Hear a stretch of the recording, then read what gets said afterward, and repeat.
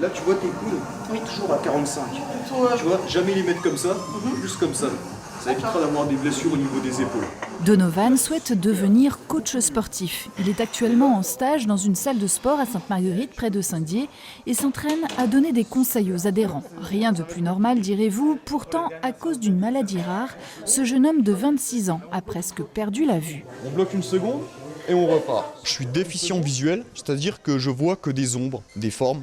Et grâce à ça, j'arrive à voir la posture des gens et j'arrive à les corriger. Malgré ma déficience visuelle, je suis capable de prendre en main un client et de le coacher. L'objectif, c'est de viser sur l'inclusion. Et j'ai créé aussi une chaîne YouTube qui s'appelle Handicap Motivation. Je motive les personnes en situation de handicap à atteindre leur objectif dans le sport. N'attend pas le miracle, deviens-le, a-t-il choisi comme leitmotiv. Il prend des cours à l'Institut des métiers du sport à Nancy et réussit à convaincre pour qu'on le laisse faire ses preuves.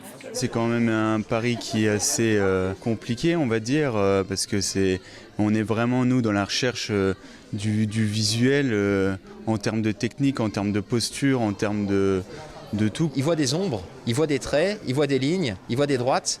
Et c'est ça qui lui permet en fait de coacher. Et c'est intéressant parce que la musculation, c'est de la géométrie.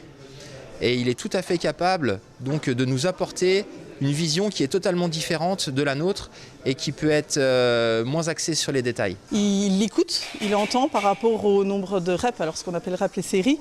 Donc il entend quand on soulève, quand on respire, quand on développe l'exercice. Donc c'est peut-être un peu plus intuitif pour lui, un petit peu plus... voilà. Et nous, ça nous permet aussi d'être serein parce qu'il est calme. Reste à mettre en place quelques astuces, par exemple avec ce chronomètre parlant. Là, je peux démarrer.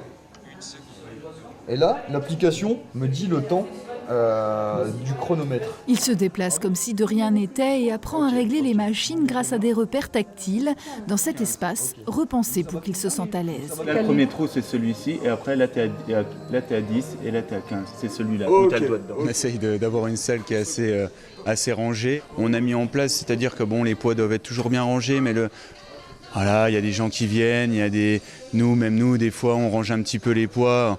Et là, on s'est dit ce qu'on va faire, c'est qu'on va vraiment organiser pour lui qu'il ait ses repères. Dès que tu touches mes doigts, tu repars.